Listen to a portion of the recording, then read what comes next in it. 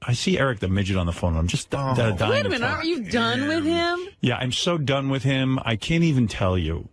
You know, hey, Eric, I got to interview someone, and I'll talk to you later in more depth because I really want to explain to you why I'm done with you, and I really am done with you. This guy heard the bit on the air, the IQ test bit, the first time. He knows exactly how it works. Excuse me. He knew exactly. No, I did not. You don't? You don't listen to the show every day? I was up in Vancouver. Well, we still told you weren't supposed to get the results. We would announce them on the air. Anyway, you can have, Eric, you can have the results. You're no longer on the show. And I'm not kidding this time. I'm done with you because you know it's like American Idol. We don't tell people ahead of time what they got on the IQ test. You find out on the air and we all bet and stuff. And it's fun. And then you argue with all the guys. An issue of me. Eric, here's the issue. We don't care. Here's the issue. You ready? We've done this bit a billion times now. Everybody went in. Gary said this on the wrap-up show. It was beautiful. He goes, everybody went in, took the test, and then came on the air. Nobody had a problem. Nobody had a problem. The one guy who has a problem is Eric the Midget. Yeah, always. And I always assumed Eric was, like, not really that much of a... Oh, no. I really don't know how you could have missed it. I'm the only one missing it, but I get it now. You're a major pain in the... I think because of your condition, you've never been socialized, you've never hung out with people. I don't know what your deal is. I've hung out with plenty of people, you and big nose. Yeah, you see what I mean? Yeah. Howard, do you really think it has anything to do with like his condition or anything like that? I don't know. I think he's just a malcontent. I mean, there've been other midgets that I've seen on the internet. Everybody I know went in, took the IQ test, came on the air, and found out their results. He is on the internet. I'm not participating in this. They lie to me. It's always a problem with this guy. There hasn't been one thing that's gone smoothly. Not Never. one thing I involved in how many years? And I'm done getting him jobs. I'm done with him. Look how difficult he made it for you when you tried to get him in touch with that guy from ABC. Oh, my God. I mean, that is like a monumental thing. I could put up with everything, but you know what it is? This bit cost us a lot of money. Yeah. It's a major find testers who will do the test. And he's in a remote, he's not in the general vicinity. You got to do something special to get the tester to him. I went out of my way. I'm done. I'm so done with you. I can't even begin to tell you. I'm glad your eyes are finally open. And not that I don't like Eric, but you shouldn't put up with his BS. No, I won't. You wasted our money. He gets rewarded for it. It's only made him worse. You waste our money. You waste our time. I'm done. And by the way, the fans have all written in and said, Howard, thank you. Howard, it's about time you dump this Eric, the midget. He's so grateful. Get rid of Eric. Here's another one. Greatest day in show history. I'm so happy that all ties have ended with ETM. Please keep your word, Howard. And I will keep my word. I'm done. When I'm done, I'm done. You know that. When I was done with Jackie, I was done. Yeah. Eric's the same way. I like the guy personally. I don't know why. I know a lot of people don't. I've tried. I've bent over backwards. Eric's on the internet saying laws have been broken. You're not supposed to give. He has to give me my results. This is medical information. I go, oh, my God. I'm done with this guy. He's just one big troublemaker. You want the results? You can have the results, Eric. I don't want to know your Q. I don't want to announce it on the air, and I don't want you part of my show anymore. I'm done, okay? So let's say our goodbyes. You want something to say? Go ahead. Now's your chance. This is your last words. If your audience want me to start respect me. Hey, what hasn't been done for you? You've been given money. You've been given jobs. You've gotten to be on TV shows and meet people you've always wanted to meet. Who hasn't respected you? I got you laid, too, for the first time in your life. I mean, you're so ungrateful. Forget it. You don't even see it. Dude, you know the bit. You watch American Idol. You don't announce the result ahead of time. They don't tell Kelly Clarkson she won before she won. Before the show. The fun is to get your result on the air so you react to it. You don't know that? Shit. Then stop calling me Eric the Midget. We're not calling you anything anymore. We're not calling. We're done with you. We're done.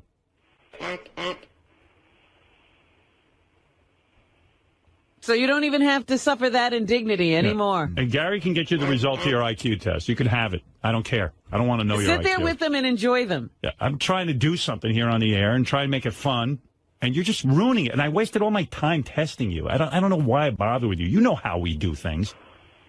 You're not that out of it. And he's carrying on. He's accusing you of breaking the law. Yeah, breaking the law. Hurting him in some way. Yeah. Just go ahead and get your results. In fact, even to get the result, they'll trick me. They'll do this, they'll do that. I'm exhausted from you. Go ahead, have your last word, because we're done. You don't have to call anymore. You don't have to be a part of this show. And if you want your result to your IQ test, go get it. I don't care. I'll tell the doctor to give it to you. I'm done. Good luck getting laid on your own. Or anything else. Yeah. And good luck getting work and good luck everything. Since I'm not respecting you. Go ahead. What do you want to say to that? I don't know what to say. I know you don't, because you just eat my kishkas out. I mean, really, this bit is the easiest bit in the world. Have somebody IQ tested. We all go and we get on the air and we give the result. It couldn't be simpler. He's making me. I'm done being tortured. Are by you him. that bored that you have to make everything a drama? No. He just makes everything difficult. Yeah. Like, can't you just man up once? And I see Eric's already back on the phone, but I'm done. Eric, how am I going to end this with you? You can't keep calling back. We're done. Excuse the trying to keep myself in a time frame of having to have the heart surgery done in 3 to 4 years instead of having it done tomorrow. Well, why are you on the phone? Isn't this stressful for you? Mm-hmm. Yeah, we should be done with each other. I don't want to be your stress. Hey, Howard. Yeah. Eric, I'm serious. Don't yell at me. I want to ask you a question. How come this is all an issue now, but when we first talked to you about setting this up, you never brought this up to us? I don't know. Good answer. You see, the problem, Eric, I'm going to explain it one last time. You said you wanted to be part of the IQ test. You know how it works. We don't give the people the information ahead of time. It's like American Idol. We all get on there and we go, okay, the person with the lowest IQ, the person with the highest IQ, and we all take bets. You know the score. You know how we do it. You know how we do the show. We explained it when we did it. And Eric, just listen to me. Will you let me speak, damn it? Because you don't get it. I don't get the harm in each person knowing their individual IQ score. Nobody asked you if you understood. Because number one, I don't want the information getting out. Number two, I want to bet on it. I want to have fun with it. And it's the idea of the surprise to even the person. The day of the event, I want to say to you, Eric, do you think you beat Scott DePace? Do you think? And you'll know already. It's not going to work for me. And this was the bit from the beginning. I never would have asked you to do it. I was the one that prompted you assholes to do this by challenging. Okay. Listen, Eric, you're absolutely right. I'm wrong. We're done with each other. Don't call in anymore. I don't want to speak to you. I've had it. We went to if you said to me now, hey, Howard, I get it. I'll wait my turn like everyone else. I'll hear my IQ announced on the air. Fine. We have no problem. But it's just too much aggravation, too much arguing, too much back and forth. It costs us a lot of money. And you know what? You're right. If your health is going to be disturbed by not knowing your IQ ahead of time, then by all means, go get your IQ and be done with us. Now, what's it going to be? I guess I'm going to get it and not. Good. All right. So go get your IQ. He's going to go get his IQ. Okay. So go get it and see it and have a nice life. And trust me, the day you hear that IQ, don't ever call here again because I'm never picking up. Just know it. You wasted our time. You knew the bit. And wasted our money. And you're the only person that we've done this bit now, and you're the only person that's a problem. Jeff the Drunk's not a problem. Wendy the Retard's not a problem. You're the problem. You always have a problem. You can't just simply do it and not be a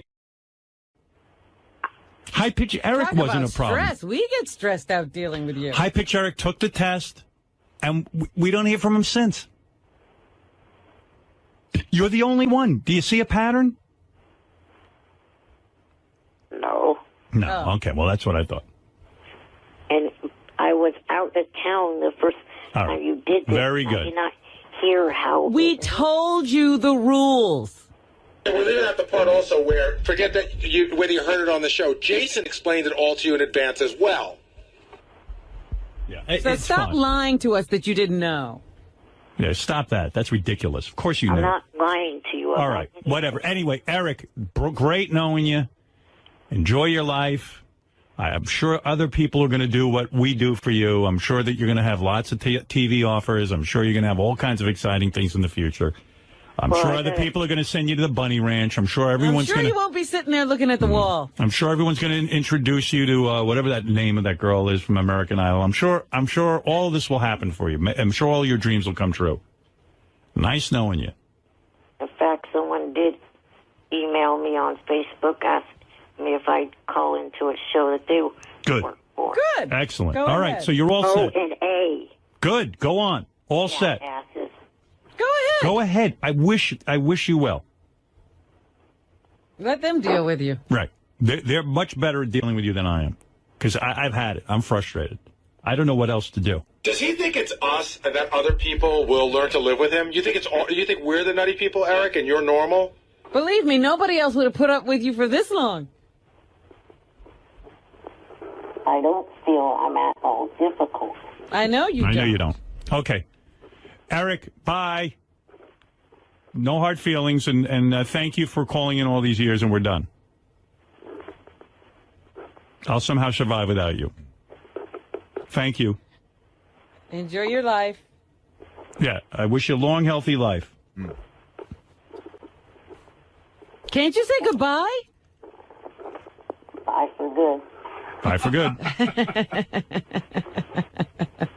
I mean, what is the problem with waiting your turn to get the IQ test? I mean, what is the problem? It stresses him out. Yeah. There wouldn't have been a problem if the doctor didn't say in the first... Who cares what the doctor said? I told you the doctor was wrong. We're not giving you the result ahead of time.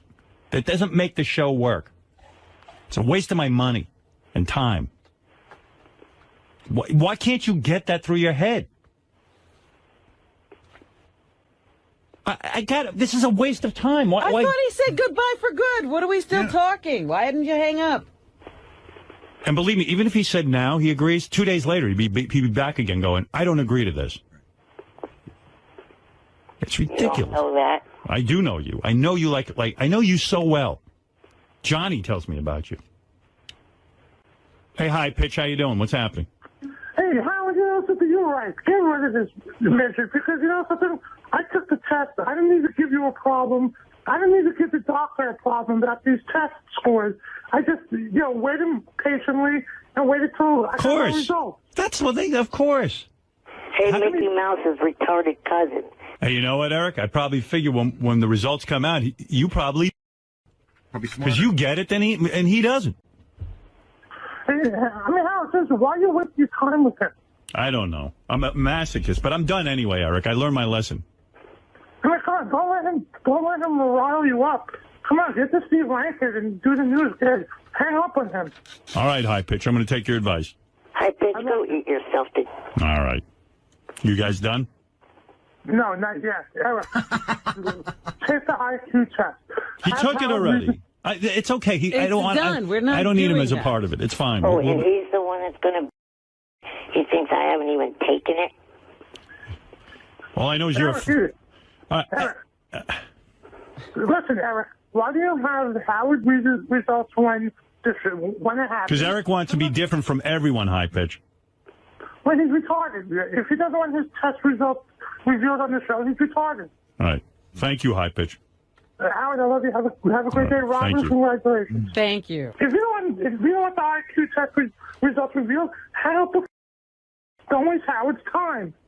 Yeah. Why are you bothering me? High Pitch is making a lot of sense today.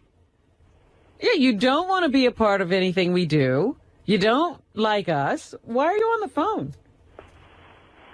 I mean, how would Gary treat you like a gold and give him a hard time? Oh, yeah, calling me shrimp on air is treating me like gold. Like that ape face did last week. Call me ape face. I got to fight back. Howard, I mean, come on, Eric. Since you've been on the show, Howard Gary's been so nice to you, and you can't do that. That's all right, Eric. High Pitch. Thank you. All right, bye. Bye. Okay, Eric. Nice knowing you. Bye. Bye. Right. We're done. signs Well, off. that's why I'm done You can't with him. leave on nice terms. We're just No. saying we can't work together. He can't be nice. There's nothing human about him. And he always wants special Fucking treatment. arrogant prick. You're the one that's arrogant. He just hung up. Yeah, I'm arrogant. Yeah, Matt, go ahead. You're on the air. Yeah, hey, Howard. I think you're handling this just right, Matt. Like, Eric is really not thankful, and that's the only endearing thing about him, really. Right. Is the fact that he'll never say thank you and that he'll never appreciate anything. Can I ask you to extend this ban, though, to Johnny Fratto as well? Well, I hope Johnny, I don't have a secretly problem been with. paying you some money behind the scenes to get on the air over the years. You know what I'm saying? I like Johnny, but whatever. Anyway, well, I'm done with Eric. I just think he can't do the IQ test because he's going on holiday pretty soon. You know what I'm saying? All right. Thanks, Matt. Thanks. Holy mackerel. I see Eric's already back on the phone, but I'm done. Eric, how am I going to end this with you? You can't keep calling back. We're done. Excuse the trying to keep myself in a time frame of having to have the heart surgery done in 3 to 4 years instead of having it done tomorrow. Well, why are you on the phone? Isn't this stressful for you? Mm-hmm. Yeah, we should be done with each other. I don't want to be your stress. Hey, Howard. Yeah. Eric, I'm serious. Don't yell at me. I want to ask you a question. How come this is all an issue now, but when we first talked to you about setting this up, you never brought this up to us? I don't know. Good answer. You see, the problem, Eric, I'm going to explain it one last time. You said you wanted to be part of the IQ test. You know how it works. We don't give the people the information ahead of time. It's like American Idol. We all get on there and we go, okay, the person with the lowest IQ, the person with the highest IQ, and we all take bets. You know the score. You know how we do it. You know how we do the show. We explained it when we did it. And Eric, just listen to me. Will you let me speak? Because you don't get it. I don't get the harm in each person knowing their individual IQ score. Nobody asked you if you understood. Because number one, I don't want the information getting out. Number two, I want to bet on it. I want to have fun with it. I want it's the idea of the surprise to even the person. The day of the event, I want to say to you, Eric, do you think it's got the pace? Do you think? And you'll know already. It's not going to work for me. And this was the bit from the beginning. I never would have asked you to do it. I was the one that prompted to do this by challenging. Okay. Listen, Eric, you're absolutely right. I'm wrong. We're done with each other. Don't call in anymore. I don't want to speak to you. I've had it. We went to a. If you said to me now, hey Howard, I get it. I'll wait my turn like everyone else. I'll hear my IQ announced on the air. Fine, we have no problem. But it's just too much aggravation, too much arguing, too much back and forth. It costs us a lot of money. And you know what? You're right. If your health is going to be disturbed by not knowing your IQ ahead of time, then by all means, go get your IQ and be done with us. Now, what's it going to be? I guess I'm going to get it and not. Good. All right. So go get your IQ. He's going to go get his IQ. Okay. So go get it and see it and have a nice life. And trust me, the day you hear that IQ, don't ever call here again because I'm never picking up. Just know it. You wasted our time. You knew the bit. And wasted our money. And you're the only person that we've done this bit now, and you're the only person that's a problem. Jeff the drunk's not a problem. Wendy the retard's not a problem. You're the problem. You always have a problem. You can't just simply do it and not be a... High Pitch Eric wasn't a problem. Stress. We get stressed out dealing with you. High Pitch Eric took the test, and we don't hear from him since. You're the only one. Do you see a pattern? No. No. Oh. Okay. Well, that's what I thought. And I was out of town the first time you did this. Very good. I did not hear how. We told you the rules. We're leaving out the part also where, forget that whether you heard it on the show, Jason explained it all to you in advance as well. Yeah. So stop lying to us that you didn't know. Yeah, stop that. That's ridiculous. Of course you I'm knew. not lying to you. All right. Whatever. Anyway, Eric, great knowing you. Enjoy your life. I'm sure other people are going to do what we do for you. I'm sure that you're going to have lots of TV offers. I'm sure you're going to have all kinds of exciting things in the future. I'm sure other people are going to send you to the Bunny Ranch. I'm sure everyone's going to... you won't be sitting there looking at the wall. I'm sure everyone's going to introduce you to whatever that name of that girl is from American Idol. I'm sure all of this will happen for you. I'm sure all your dreams will come true. Nice knowing you. In fact, someone did email me on Facebook, asked me if I'd call into a show that they work for. Good. Excellent. Go all ahead. right, so you're all set. O&A. Good. Go on. All set. Asses. Go ahead. Go ahead. I wish you well. Let them deal with you. Right. They're much better at dealing with you than I am. Because I've had it. I'm frustrated. I don't know what else to do. Does he think it's us and that other people will learn to live with him? You think you think we're the nutty people, Eric, and you're normal? Believe me, nobody else would have put up with you for this long. I don't feel I'm at all difficult. I know you don't. I know you don't. Okay. Eric, bye. No hard feelings, and thank you for calling in all these years, and we're done. I'll somehow survive without you. Thank you. Enjoy your life. Yeah, I wish you a long, healthy life. Can't you say goodbye? Bye for good. Bye for good. I mean, what is the problem with waiting your turn to get the IQ test? I mean, what is the problem? It stresses him out. Yeah. There wouldn't have been a... Okay, there's a guy on the phone claims to be the world's greatest Eric the Midget expert.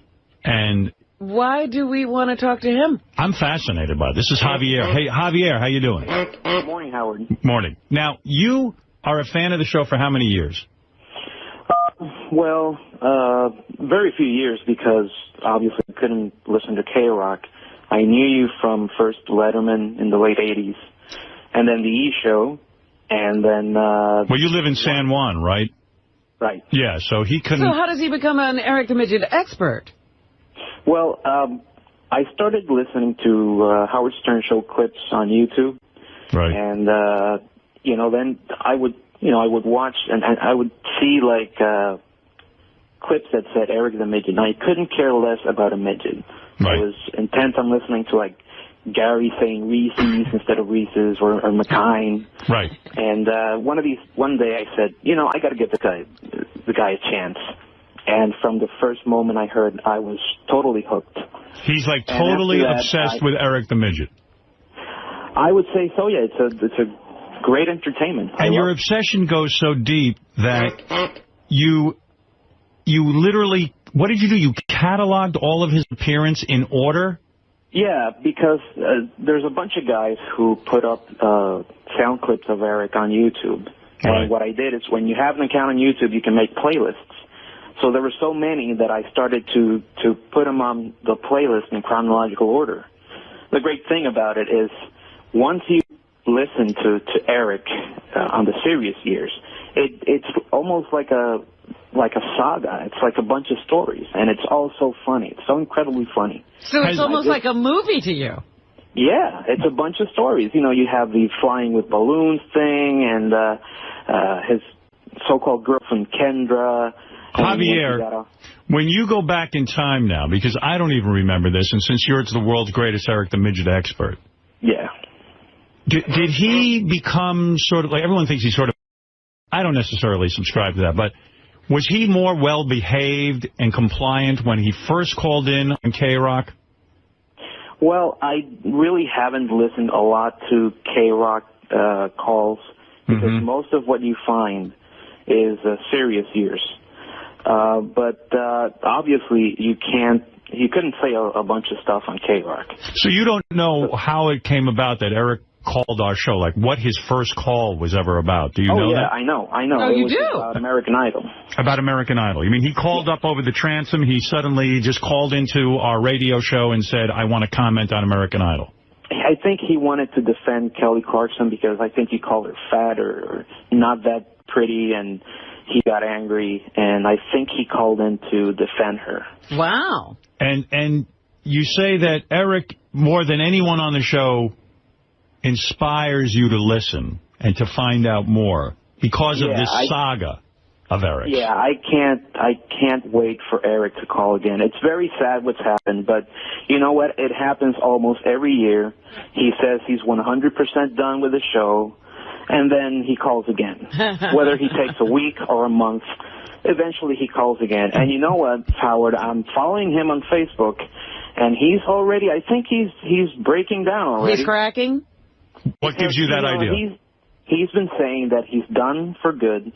And then I think yesterday he said, well, if certain conditions are met, I may call again. I see. He's already breaking down. He said that basically his conditions are that only the people in studio can only goof on him, that Gary has to stop attacking him daily because he believes that Gary attacks him daily. Right. That once his call ends, you have to stop goofing on him. And, you know, he's already putting conditions. That's so I think he's breaking down, and I think eventually there will be a reconciliation. He's radio gold, Howard. It can't end like this. So you don't think Howard can stay away from him? Because Eric didn't ban himself. This time, Howard banned him. Well, the difference this time is I banned him, yeah. and I'll tell you why. Because I really feel he was not honest with me. We went through a lot of trouble to line him up for the IQ test. And I believe he really understood what was going to be the bit. And like you say, he wants this special consideration, which would destroy the entire bit. Yeah, he's acting as if he left the show because of the way we were treating him. That's not the case at all. Right. In fact, I think I was treating him very well and certainly getting him opportunities and getting him laid and all kinds of things. There was a lot of quid pro quo. But, you know, And now he's in a negotiation with himself. Nobody's talking to him. No, I mean, I'm really kind of furious because I've always felt that if you make a deal with someone and you say you're going to be part of a bit, and then we go to the expense, and we just don't get a lot of money around here to do bits. So to get like almost like $1,000 to test him and get testing for everyone else, we put this all together. And, you know, it takes a lot of time to put this bit together. We could have tested someone else. So I got really angry with him. And I'm not backing down. And rightfully so. You know, he got to me. He knows what it's about. He knows how it goes. He just makes up excuses. But it's one of the fascinating things about Eric Howard. What is your favorite Eric the Midget phone call? Like, what was your one big Eric moment? Oh, man, there's so many. That's hard. You know, when he ordered Johnny to do a guy, Jerry. Yeah. You know, when he said, I'm club-footed, you asswipe. That is a great one. You know, the whole thing. Javier, how old a guy are you? I'm 35. 35, you got a job? I'm an attorney. You're an attorney, so you're not some slouch. Wow. You actually have a practice? Yeah. Well, I work for the government. Oh, my. Look at him. Yeah, he's a big shot, and he loves Eric the Midget. All right, hey, I'm going to test... Hey, let me do you a favor, Javier, here. I'm going to let you prove you're the world's biggest Eric the Midget fan. I'm going to ask you a series of questions. All right. I'm going to see how well you do. I'll tell you what. All right. If you get 50% of them right, I'm going to give you $711 cash. Oh. From 7-Eleven. 50%? Yeah. I don't know how many questions I'm going to ask you, but if you get half of them right. Is that fair, Robin? All right. Don't you think? 1 out of 2 kind of thing? Sure. Go for it. All right. You get $711 cash from 7-Eleven. Be sure to pick up this month's cup with a Cause Celebrity Coffee Cup designed by Will Ferrell. All right. All right, here we go. All right. World's biggest Eric the Midget fan should know the following answers. How tall does Eric claim to be? Well, originally he claimed to be around 3'6". Now he says he's 3 foot. I don't know how he lost 5 or 6 inches. But. Well, he claims to be 3 foot 5 inches. He later admitted he's 3 foot. So I'm going to give that to you. That's absolutely correct. All right. What is Eric's birth date? March 11th, 1975. That is 100% correct. Wow. You are really into Eric. All right, ready? Question number 3. Who is Eric's roommate? Jan. Jan is correct. Jan Johnson. So far, he's 100%, Howard. Yeah, this is very impressive. You're well on your way to getting the $711 and proving you are the world's greatest Eric the Midget expert. What children's book did Eric the Midget try to write? Dougie the Puggy. That is correct. You do miss the little guy when you go through these things. You know, Howard, I had an idea for Eric. I wanted him to give me permission to write the Dougie the Puggy sequel. Dougie the Puggy meets Granny Annie. Were you? Have you ever actually spoken with Eric the Midget?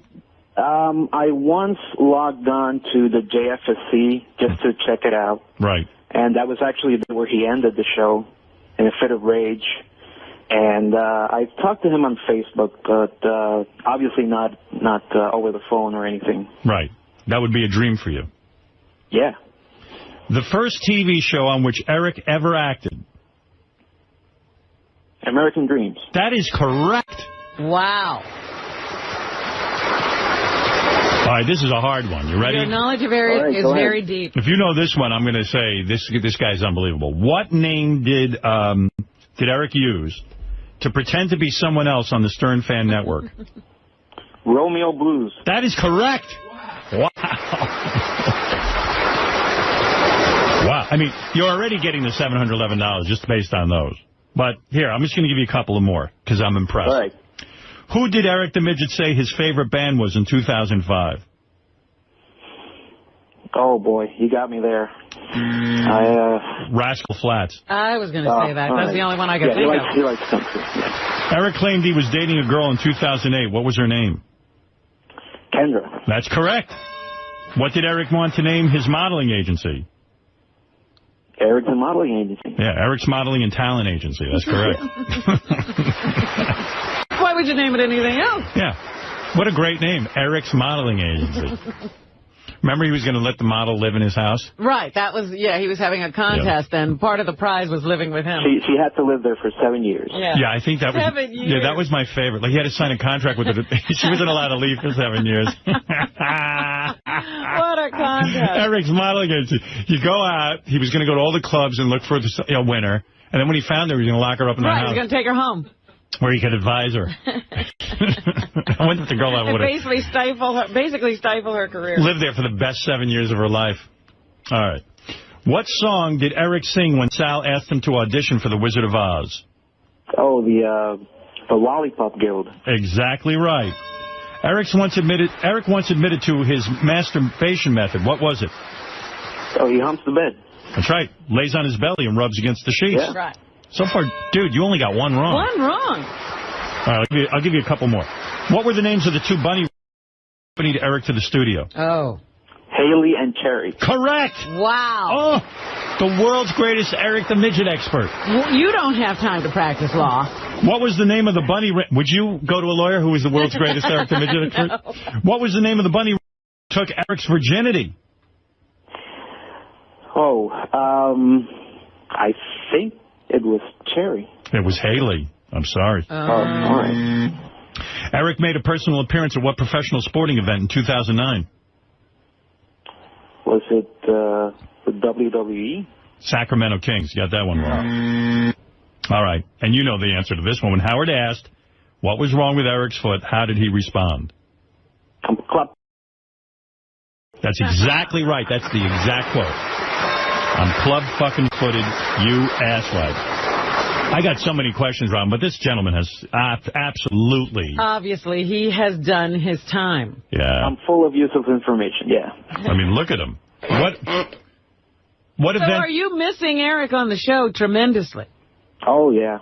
He loves it. He should just call in. He should make the peace with you, Howard. We should just, start all over again. He should, I don't know. He's not gonna say he's sorry.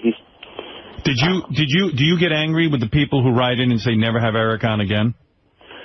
I don't get angry, but I just don't agree. It's like, I think somebody on Superfan Roundtable said it last week. There's no halfway with Eric and the fans. Either you love him or you hate him. And I tend to believe a lot of people love him more than there's people that hate him. All right, here's a tough one. What did Eric do for Howard that... That's correct. Look at you. Look at that. Remember when Eric mentioned... What event did Eric want to be a correspondent for on Bubba's show?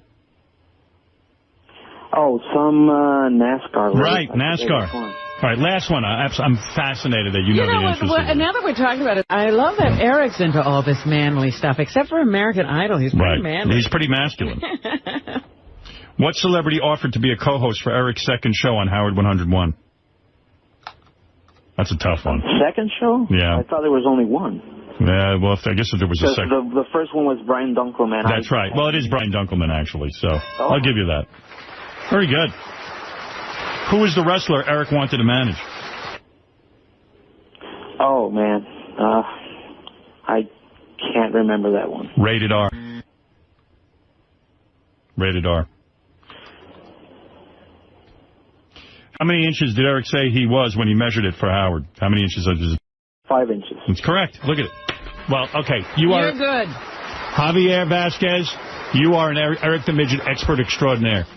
If there are other Eric the Midget experts out there who would like to challenge Javier, they better get in touch with him. Yeah, I'm sure that the people that put up the sound clips, they must know a lot, you know. Yeah, but you're pretty impressive. You know, oh, did I lose Javier? I just hung up on him. Oh, Shit. no. I wanted to lock him in, and I thought I had. Eric, you there?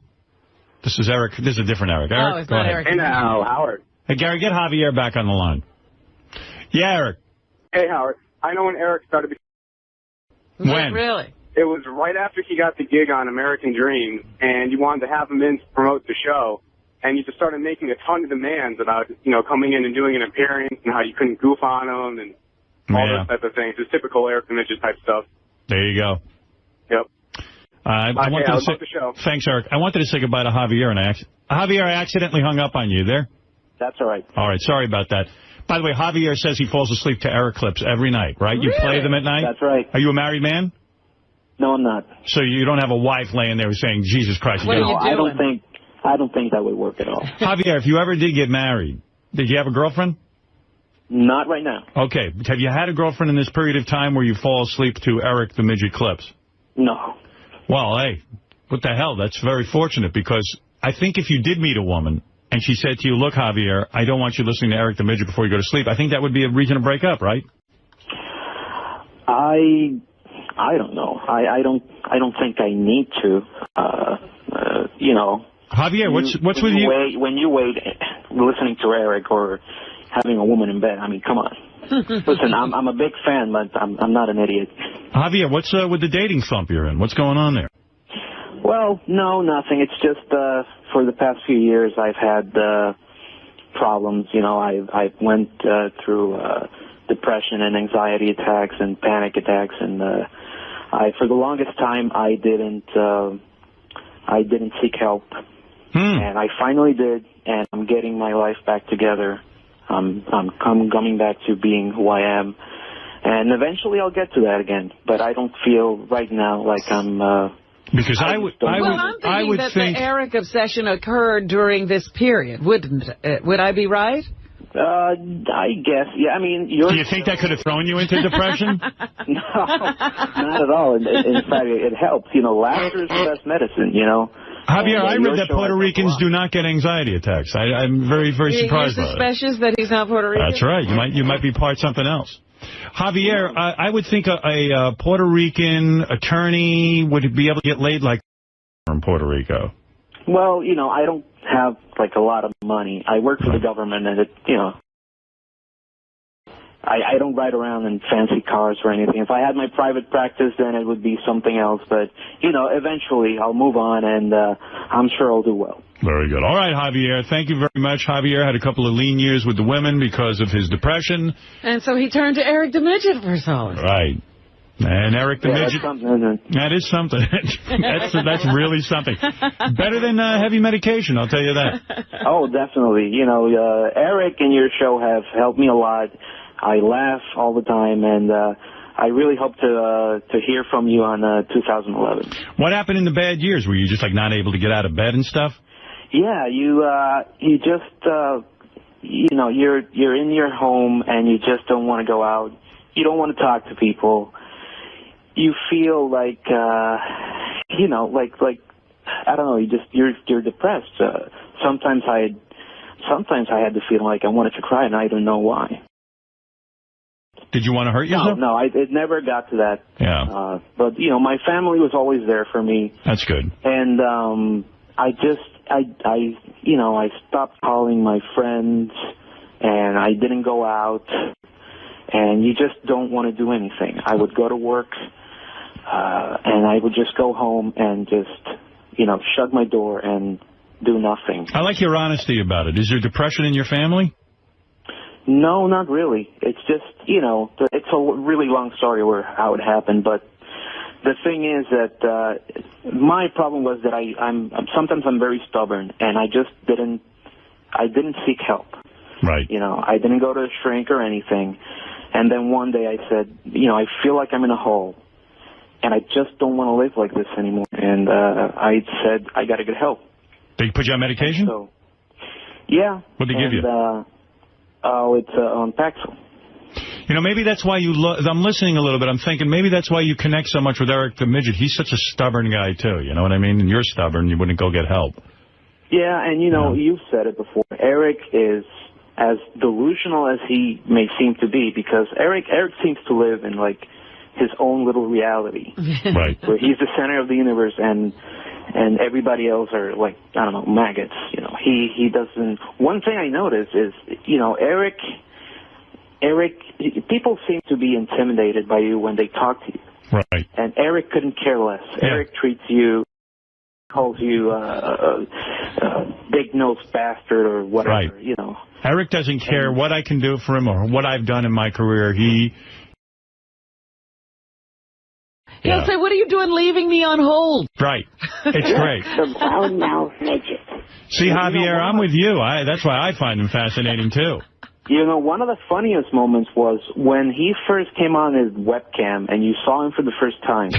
Yeah. And you were looking at his gnarled fingers. Yes. You're saying, like, oh, poor Eric, man, it can't be easy, can it?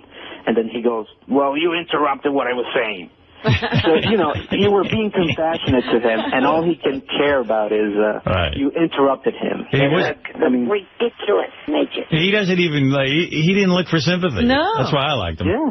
All right, Javier, I'm with you. I could talk about Eric all day. Congratulations. You've won $711 cash from 7-Eleven. You are, in fact, Javier, as far as I know, the world's greatest expert on Eric the Midget. For now. And by the way, Javier, be sure to pick up this month's cup with a cause, Celebrity Coffee Cup designed by Will Ferrell. That'll cheer you up, get you out of any depression you're in. Sure will. All right, Javier. Thanks for calling in.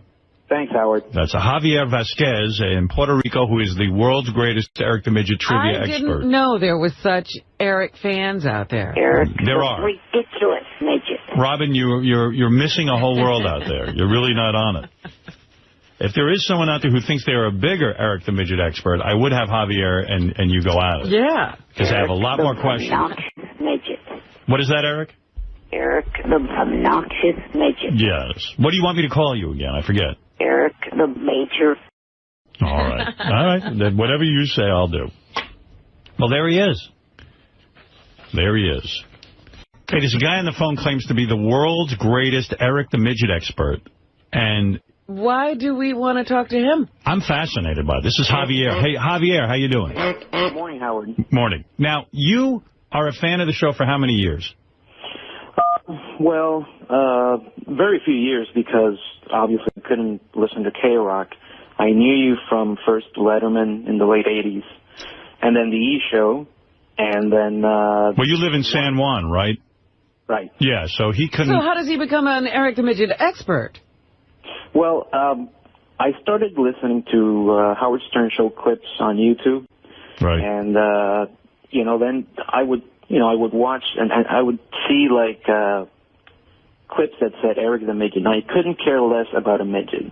Right. I was intent on listening to, like, Gary saying Reese's instead of Reese's, or McKine. Right. And one day I said, you know, I got to give the guy a chance. And from the first moment I heard, I was totally hooked. He's like totally obsessed with Eric the Midget. I would say so, yeah. It's a great entertainment. And your obsession goes so deep that you literally, what did you do? You cataloged all of his appearance in order? Yeah, because there's a bunch of guys who put up sound clips of Eric on YouTube. Right. And what I did is, when you have an account on YouTube, you can make playlists. So there were so many that I started to put them on the playlist in chronological order.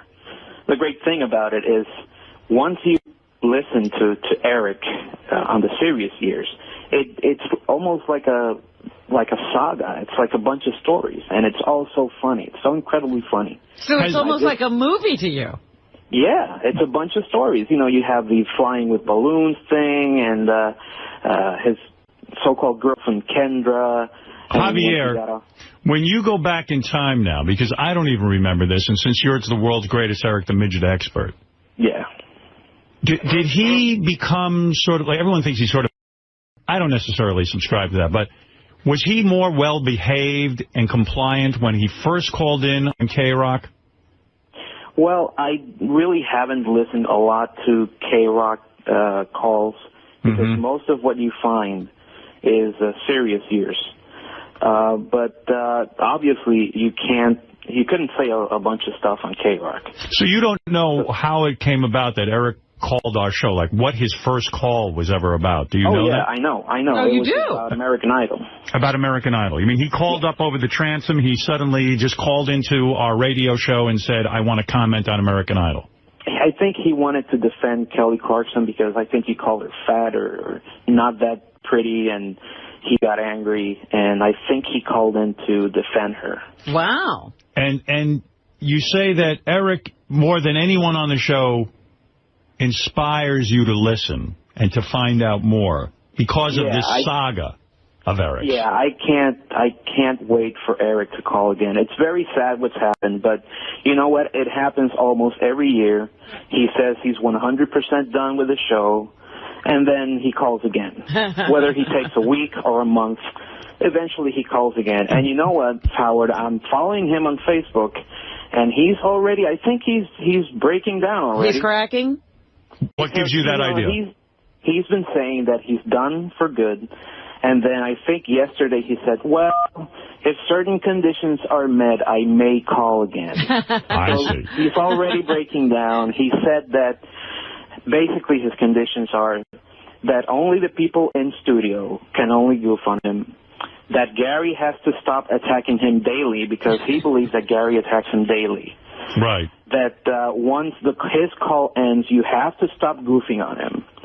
And, you know, he's already putting conditions. That's so funny. I think he's breaking down, and I think eventually there will be a reconciliation. He's radio gold, Howard. It can't end like this. So you don't think Howard can stay away from him? Because Eric didn't ban himself. This time, Howard banned him. Well, the difference this time is I banned him, Yeah. and I'll tell you why. Because I really feel he was not honest with me. We went through a lot of trouble to line him up for the IQ test. And I believe he really understood what was going to be the bit. And like you say, he wants this special consideration, which would destroy the entire bit. Yeah, he's acting as if he left the show because of the way we were treating him. That's not the case at all. Right. In fact, I think I was treating him very well and certainly getting him opportunities and getting him laid and all kinds of things. There was a lot of quid pro quo. But, you know, And now he's in a negotiation with himself. Nobody's talking to him. No, I mean, I'm really kind of furious because I've always felt that if you make a deal with someone and you say you're going to be part of a bit, and then we go to the expense, and we just don't get a lot of money around here to do bits. So to get like almost like $1,000 to test him and get testing for everyone else, we put this all together. And, you know, it takes a lot of time to put this bit together. We could have tested someone else. So I got really angry with him. And I'm not backing down. And rightfully so. You know, he got to me.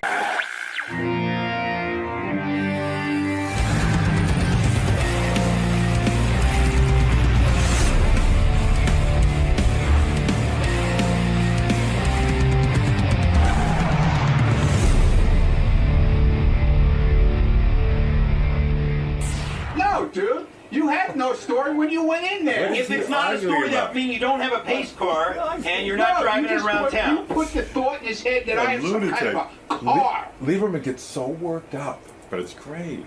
It's the most moronic argument. Oh my God! so passionate about it. Lieberman goes like this. He goes. Yes. Hello, Red Gypsy. Oh, good morning, Howard and everybody. Good morning. I was going to bring up a couple of things, although, you know, Eric just did that. I wanted to say one thing, that I was at AGT, and Ronnie was totally professional. You know, this Ronnie, I got to tell you, he really is insane. I didn't hear the wrap-up. Gary played me a piece of the wrap-up show with Ronnie about this car. And I turned to Gary and said, I think Ronnie's losing it. What happened? Well, I mean, I don't even understand. So John Lieberman says, hey, Ronnie, the story was Ronnie got a new car. Ronnie blew up, and he's going nuts, and, I mean, and he's arguing. There was an argument on the wrap-up show. It made no sense. You got to hear this. Did you hear the wrap-up show? No. All right, listen to this. The story was you have a pace car that you're driving around town. What I had. That was the problem. That was the story, and that's what I went on the air with. I didn't have all the details. You came to me, John. You came to me and said, I heard you got a new car. And you didn't say anything about pace car, schmace car. You said, I heard you were fishing. Why does Ronnie care if someone says he got a new car? I don't even... So what if he's fishing? He has an objection to this whole thing. And that's what we do. In other words, that's how you get paid. The way we make money is that John Lieberman is part of the Howard Stern show. What, you are losing your marbles. Why would you be upset about the guy saying you have a new car? Who cares? And the reason he's in the hall asking you questions is he's making you a part of the show. He's making you famous. And then you go out and do Ronnie's block party and you make money and you get to meet fans. This is all you dreamt of when you were sitting in the car. It's part of making you more compelling. You're going crazy. I lost my mind. I want you to listen to the playback. I lost my mind. I got a new car. You had no idea what the car was. You had no clue what it was. I had from 3 different sources that it was a pace car. Sources, so I went on the air with it, and then you confirmed it. So what's the issue? What's the issue here? There's no issue. The issue was I confirmed it myself later on. You had no story when you brought it up. You had no story, John. Ronnie, you're almost like, I can't get through to you. It's like you don't have a normal brain. I have a normal brain. Listen to me. When you report, I confirmed the story with 3 sources, and then with you yesterday by blowing me off, you confirmed it. No, I didn't. You said... I said nothing. What did you say? I said to you, I don't know what you're talking about. And then when I kept questioning you, you finally said, yes. What did I say? I have a car. We're playing the clip today on the news. I didn't say what it was. It corroborated what I had from 3 other sources. For 20 years already. So I went on the air with it because I was confident in the story. I had it from enough people. No, you weren't confident because you didn't know what the car was. Doesn't matter. I knew it was a pace car, and I knew you had it at home. Dude, why do I need to know the year? You're coming in with having them bring in different pictures, different colors. You're telling me the car's orange. You're telling me the car's pink. You had no clue. The structure of the story was true, and I stand behind it. Well, good. You stand behind it. I think it was bullshit. You don't. How is it? So it's not true? It's true now. Thank you. I Thank said you. It was That's true. it. I said it was true afterwards. When Howard asked me, I said it was true. Not to you. Do you hear this argument? What are you doing, Ron? I don't know. And I was going to say to him yesterday, you got to calm down. You get upset about everything lately. And then he starts attacking me. He says, Howard likes his electronic devices. Yeah, I do. And if they ask me if I got a new one, I'll tell them. I don't listen. If John there's a difference between walking around and you got a new phone, right? And if John finds out, I'll tell him. And there's a difference between driving around in a car that stands out a lot, and I don't need people knowing it's me. That's all. I don't need people bothering me. You got a car that people will look at, and now you don't want them to know it's you? To see it. Yeah, they'll see it, but they don't have to know it's me. They don't have to know it's me. Why buy a car that draws that much attention? Really? Oh, here he is. I don't want to deal John with him. Lieberman. I don't want to have to deal with him now. You don't? Why don't you care? Let's I can't stand him. Why? I can't stand the man. But Ronnie, he's part of the show. He's doing his job. He's a shit reporter. Is this on right? Yeah. You don't even know how to put a microphone on. It's on backwards, you idiot. Oh, dear. This is a different one than I normally use, Ronnie. Boo-hoo. It's different than he normally uses. You have become such... You're an ignoramus. You don't know what you're speaking about. You came up to me in the hall about 5 minutes ago. You say, I know who your sauce is. I know who your sauce is. It's a source. Yeah. I said sauce. You didn't ask Richie Wilson. Oh, ask Richie Wilson. What is the story with this car? Play what I did to him yesterday, how I made him blow up. What do you Play mean? that. What is that? This is it, no? When I said he was a shit reporter, how he went ballistic. Well, here, I mean, I'm in the middle of the Ronnie argument. So what's the issue? You're confirming my story. No, dude. You had no story when you went in there. If it's not a story, that would mean you don't have a pace car and you're not driving it around town. You put the thought in his head that I have some kind of a car. I don't know. I don't know which part you're talking It's about. right towards the end. I think that's all I have. They give me clips. Oh, he went crazy. I did not go crazy. What I was saying to you, Ronnie, they were falling out of his head, dude. I was making... Listen, let me explain this to Ronnie. The reason we hired him, I don't care, is because I don't care why you hired him. Yeah, but you're working. I don't here. like him. Yeah, you don't. You don't have to you. like me. I don't like you. you. Don't have to like me, but you can politely say no comment. But you see, when your reaction is so out of bounds, that's all I have to say. Sure, you can say no comment on any story you come to me with. You know what? I just don't. I don't like you. So if it's about Ronnie's block party, send Lisa. promoting, send Lisa to me. I love Lisa. I will send Lisa. Fine, no more block party stories. Okay. And you know what is out of bounds? I've never attacked you in terms of your security I job. was just fucking with you like everybody fucks with me. I have never personally attacked you. You work on the Stern Show. Please finish? You work on the Stern Show. Take your fucking medicine like I do. Are you kidding me, Mr. Hypocrite? Take your medicine. I take it all the time. Ronnie doesn't know what hypocrite means. You explain it. No, I don't. Sorry. All right, go ahead. Sorry. No, I'm stupid. Yeah. But I'm fucking stupid. You attacking my reporting is ridiculous, and I'll give you an example. Don't look there how are a number defensive you because you sound like me now. When I go up to Gary, and I ask him a question, he is forthright. I say, Gary, because all the stories you do on Gary no, because Gary's running for park recreation there. Gary, let me give you an example of a story I did yesterday that Gary didn't want reported. I say, Gary, I heard you were in a car accident. I had two sources. What happened? I had two sources telling me he was in an accident. And you know what Gary does? How come you killed the story? It was on the air yesterday on Howard 100 News. You don't listen? No, I hate the news. Oh, so you can criticize, but you don't listen I don't to like what we the do? stories. I don't like your stories. Okay. I only listen to Lisa's stories. And Julie. They're the greatest. You know what? Reporters. When we Julie's even awesome, Scott DePace, Julie is even the best Scott reporter, DePace, man. He's even funny when he does his stories. What about even Scott DePace? Yes. When I confronted him yesterday about some allegations that I've been hearing. I know what you're talking about.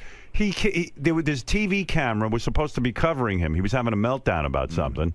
And he had the cameras turned off. He's instructed people not to shoot his picture. There are a lot of things. I got word about. Don't shoot him when he's leaning back in his chair either. And I will take this up with Scott off the air. Hey, bring it up because, dude, there's no truth to that. Let's go. Howard. Well, here are what my sources say. My sources. Here he goes again. I have multiple sources. Oh, I know around you here, do, man. and I protect them. That's why I get these stories. Probably. Yeah, you I pay them. Pay him. Little informants. Little, yeah, because I'm not spending my money on pace cars. That you fucking run around chasing after. Howard, what'd you find out going on? You little fucking spies. But can I say something to Ronnie? If you don't want to be noticed in your car, don't buy a pace car with writing all over it. It's a collector's car, okay? Yeah, but if you don't Leave want me to be alone. noticed, why? I don't bother you with what you do. Why do you have to bother me what I do? Collect. Why does that bother you so much? I'm saying the logic there that you don't want to be on the news. There's guys with 50 cars in their garage that collect cars. No, I have one. I have no problem. It's a crime. I know. You I'm don't sorry. Want John asking about your car because you don't want to be noticed. That's a car that you get noticed in. I'm sorry. I mean, you're going to be noticed in that car. Dude, if they don't see me and they don't know it's me... How are they not going to see you? There's glass in the fucking car. They can look in and see the glass is tinted, okay? Just like when you get in a car. It's not that tinted. Oh, it is. See through the front. No, is it legal? Oh, Jesus. Here we go. What is that, Scott? It's a convertible. Oh, Gary. Yeah, okay. Do I have to put the top down, Gary? Do I have to? But you will. Do I have to put the top down? You don't care if people see you in that. Oh, stop it now. You're looking for attention. That's why you get a car like that. Oh, please. Hey, why have a convertible if you're not going to put the top down? Right. Yeah. Okay. Yeah. Here we go. I had to get rid of my. I had a convertible once. I put the top down. A guy jumped in the car with me, and I said, perhaps I shouldn't have a convertible. But I said to myself, it's silly to have a convertible if I can't put the fucking top down. So you got rid of it. Of course. Now he's saying he wants a car that gets attention, but he doesn't want the attention. Yeah, he doesn't want attention. You better do a follow-up story on that. Oh, we already got it. He already said that he'll refuse to tweet out any photos of the car. Right. And he wants to know who my source is so that he I know who your source is. You absolutely do not. I ain't telling. Who? I know Why who are you is. not I know telling? who it is. 3. Name I know them. who they are. Name the 3. I know exactly Name who them. they are. Name one of the 3. I know one of them for sure. Who is it? I'm not telling you. Why? I'm not going to rat your rats out.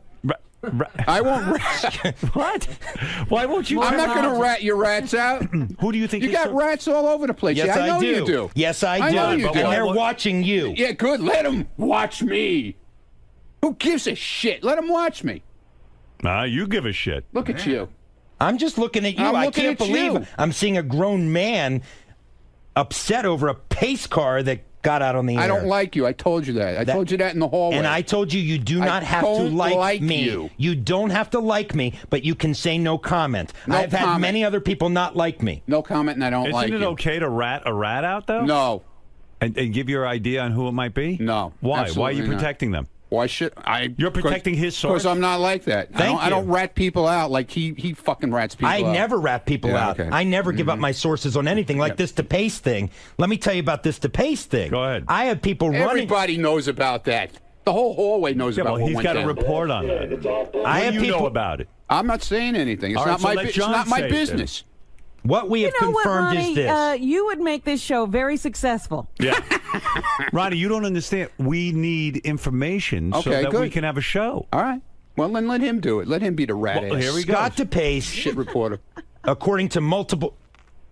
According to multiple sources. Sorry, I heard the Stinks. shit reporter comment. Stinks. You're a terrific reporter. Don't listen to him. Stinks. Could I please get this Yeah, go story ahead. out before I really have to take action? Oh, ooh. Is that a threat or a promise? No, I'm talking to Howard. Go ahead. Excuse me. Be my Go guest. ahead. Multiple sources, Howard, say that Scott DePace Multiple has sources. set rules in the Howard TV control room. I heard he that. must be notified when he's being shot by a camera Yeah. because, in part, because he doesn't want any unflattering images of himself on the Howard TV behind the There's scenes. another For guy example, who when doesn't he's understand how we make a living. For example, when he is sitting back in his chair. Thanks, Scott, for taking the heat off. He doesn't want those moments captured. And in fact, I have confirmed he shined a mag light in one of the cameramen's cameras because they were trying to get a shot of him yesterday. Has everyone gone nuts around here? And he called. Can I And he say called something? one of his producers. How are we and going he to make a called- living? You did call one of the producers back there unintelligent yesterday as well. Is any of it true? Wow. Is any of that true? And I believe it is true. Bits and pieces, but not for the reasons he's bits and saying. pieces. Go ahead. So the first thing is, yes. I simply don't want a camera spying on me. I have no problem with a camera when I. Me neither, asshole. Well, none of us want a camera spying. So all I requested was that they let me know when they're shooting and when I'm in the control room. I'm in the control room doing my thing. Yeah, but something went down that would have been good on Howard TV. No, not once. I simply What was the said event? I want to know. Now listen. So no, let me explain to you. John, what was the event No, that let me he explain. boycotted? Let's hear, Howard, with all due respect, let's hear never- what he says so that I can contradict it with facts. On the life of my kids, I never told them they can't shoot me. Never once. But the other day they couldn't shoot you. They could too. They have to inform no, you. all I said is just let me know. So it went, a couple of segments went by when all of a sudden I look over my shoulder and there's a camera there and I'm like, hey, can you just let me know? So then apparently, so they were letting me know, but it wasn't loud enough. I wasn't hearing it. So I said, well, can you tap me on the shoulder or do something so that I know you're shooting me? And that was the whole controversy. But I thought there was something going on that was of particular interest, and the guys were afraid to pick up the camera because they couldn't alert you during it because you were having a meltdown. Yesterday, my switcher was melting down. I'm doing all this stuff, and you were yelling at me because there was shit in the monitor. Right. Rightfully. Was that the incident? No, there was another incident as well. During when Tell Lee to get in here. When Kelsey, the woman with the large breasts, came in, and there was the jumping jacks incident back in Howard TV. Right. My sources tell me that Scott told them not to shoot it, and in fact yelled at Greg Carmel, the cameraman, for documenting the event All right. when he was just doing his That is a job. flat lie. That's libel. I'd Well, like then to let's take get that them person in. to court. Then let's get them in Whoever here. That person is. I That have is a flat out lie. The only So reason I did it was because there was a camera. Are there. you censoring what is being shot of yourself? Never once. No. You're not censoring. Can I ask a question? I got a question. Not that I'm aware of. Scott, if you get into an argument with somebody, somebody doesn't have time to tap you on the shoulder, but it's interesting. Will they get in trouble if they shoot it? No, I'm talking about that is not what I'm talking about. I'm talking about when I'm doing my job and over my shoulder there happens to be a camera there, and not when I'm arguing with someone. That's of course fair game. Nobody shoot it yesterday when you were having this huge argument in the hallway, and Jason went out, and everybody was afraid to shoot it because they were told they can't shoot you.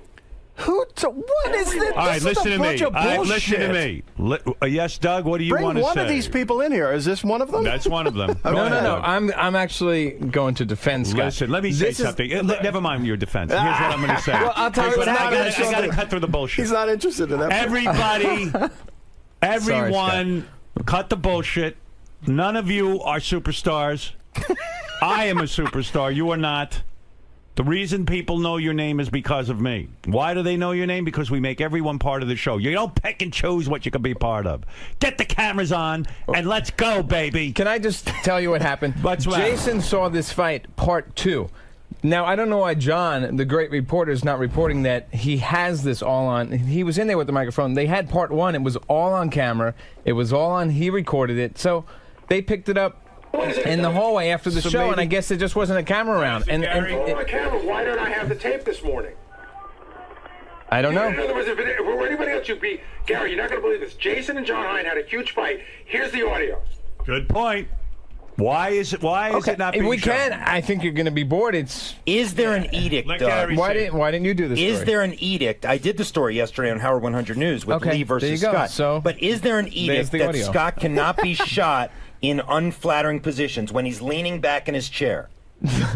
No. Well, I don't think I want to be shown that way. And if I knew a camera was on me, I probably would straighten up. Of course, I'm not an idiot. And that's the point here. The point, what Gary is saying is, cameras can shoot Gary ad nauseum, but you are putting rules on what cameras can show. Well, if that's true, then tell Gary to turn that camera on 24/7. I want to see what he's doing in his office. It's on all the time during the show. No, it's not. He hits a button and it goes on for 10 seconds. That's after you fucked me last year. But also, every day I'm here. All right. Lieberman, you got this one wrong, pal. I did not get this one wrong. I totally stand by this. All right, as long as it's straightened out now. Yeah, sort of. Everybody's a superstar right here. Ronnie doesn't want to be asked questions. They're all going no access. No access. No access. We won't have a show anymore. Never said it. Lieberman, good job. Thank you. Bullshit. Good job. Bullshit. No comment. Scott. Well, all right. I got King of All Blacks wants a comment. Thank you, Red Gypsy. King of All Blacks, yes. Yeah, Ronnie and a couple of other people up there, they want to be you, right? But without the criticism, right? They just want to chill and be a superstar, but they want to be you, like, because it seems like you don't get any criticism from people, right? So they want to be like you, and, right? And what's going to happen eventually is that they're going to grow a hatred to you, right? King's on track with this. Yeah, you know I'm always on track. Not always, but this time you are. Yeah, I was like, boy, he's making sense. Yeah, I mean, look at this guy. All of a sudden, he's making sense. How's my phone sound? The phone is that great. It's not great. I don't know why, but thank you, King. All right, Mark, you have the last word on this, and then I really do have to take a break. And then we'll do a nude workout and a lot of other things, Robin. If you get undressed during the commercial. Yeah, okay. Yeah, smart. Everybody else, too. Yeah. Not just you. What is it, Mark? I love you, Howard. I got to say, Ronnie seems to be a bit insecure. I think he realizes he might be in over his head, and he's pedaling desperately to try to keep his head above water.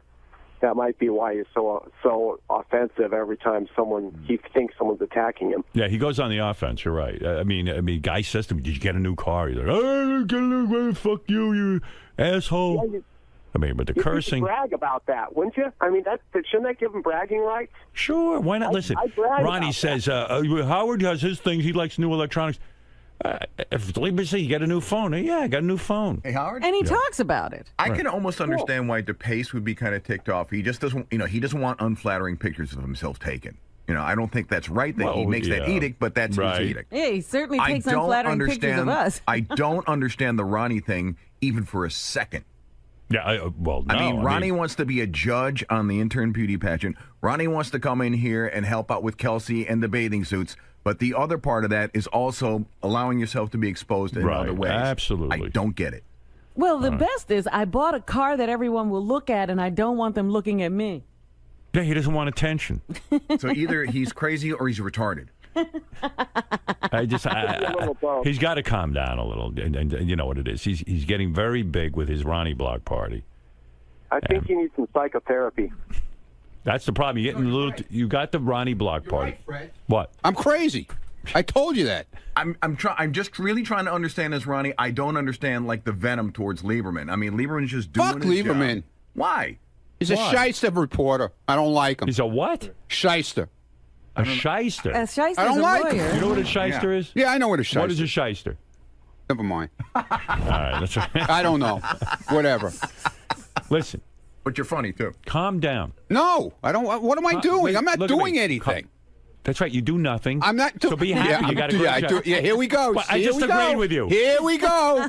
I agreed do with you. nothing. You do. You said I don't do anything. I go. I agree. All right. You're right. I do nothing. Wait, I agree with you. I do nothing. You're right. Why do you have me? If I do nothing, you're right. If I agree with you, I'm part of the wallpaper. No, you're right. I'm fucking crazy. I told you that. Didn't you have Lieberman to your house for a barbecue? Didn't you have Lieberman to your house for a barbecue? Yeah, because I like his girlfriend. I can't stand him. Oh. What, John? No. Didn't he have you to a barbecue? And his nice son. He has a nice son. Yeah. But he's a douchebag. I'm sorry. You like his girlfriend and his son. Okay, let me tell you something. Jim McClure just sent me an interesting email, and this should put this to rest. Look at you. You told everybody at the barbecue. Look how angry you are. You told everybody at the barbecue that you had, which I attended. Right. Thank you very much. Yeah. Mm-hmm. That about the pace car.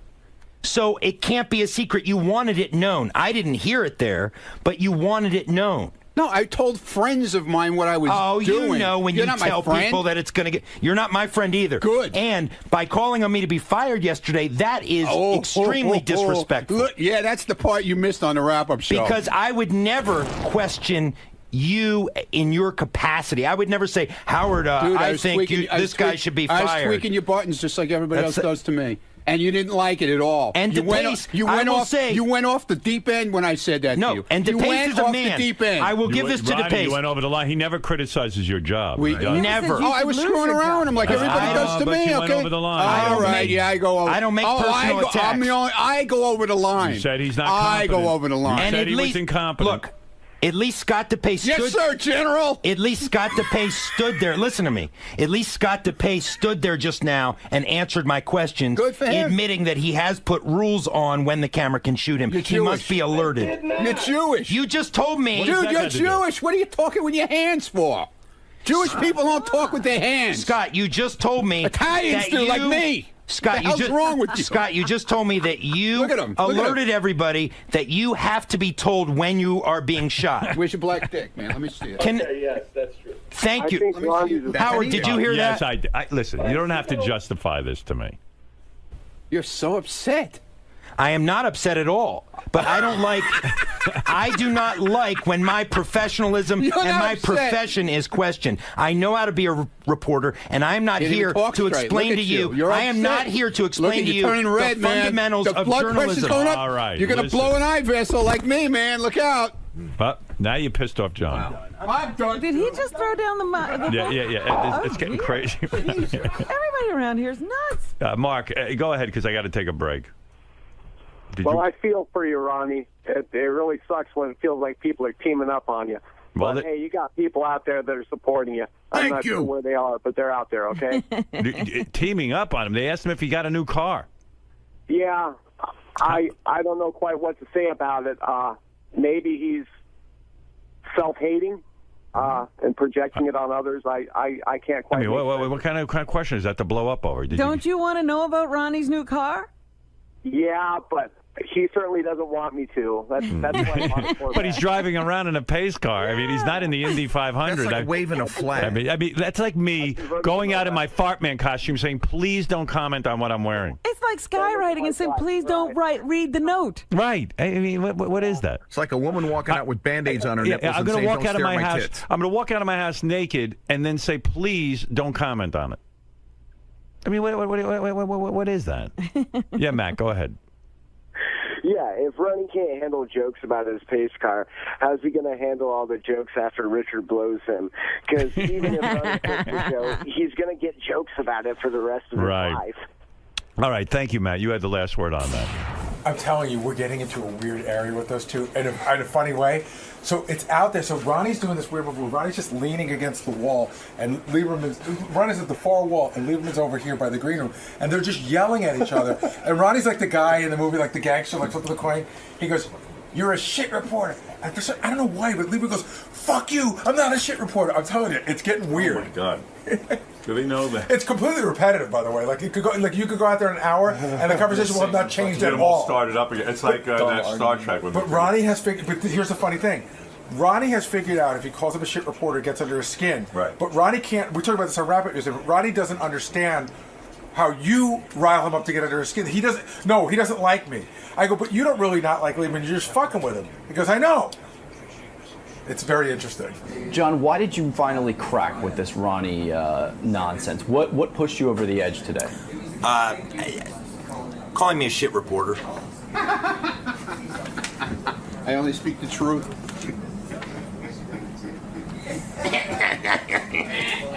But you're typically able to separate the two. You're typically... I am, but you know what, Greg? I am able to separate the two, but I don't like to be called a shit reporter in front of millions of listeners and viewers of Howard TV. I mean, nobody likes their professionalism questioned, and that was the point. I've never once questioned Ronnie's professionalism. I've never once said Ronnie's a bad security guard, or Ronnie isn't good at his job, or Ronnie isn't good in this way. I was simply reporting a story, which, Greg, I want to point out, turned out to be true.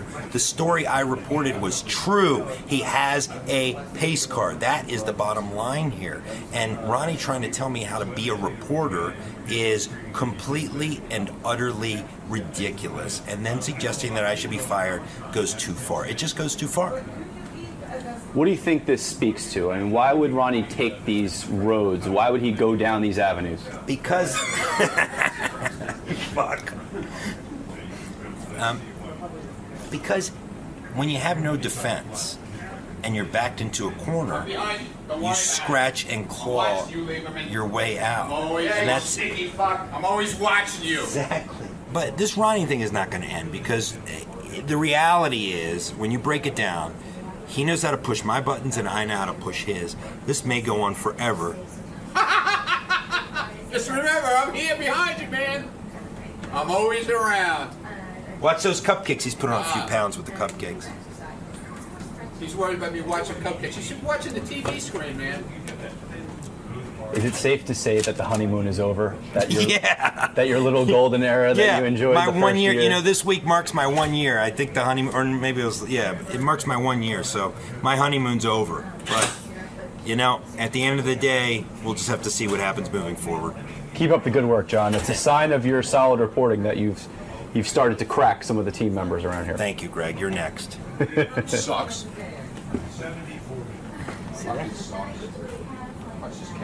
Ronnie. Yeah. You get a special kind of kick out of when you get a rise out of John Lieberman or any of the news reporters. You know, everybody's got their guy they pounds on around here. I'm one of the guys that gets pounded on by everybody. So you know what? I like giving it back now. I like it, man. I'm pounding. No more punching bag. I'm pounding, man.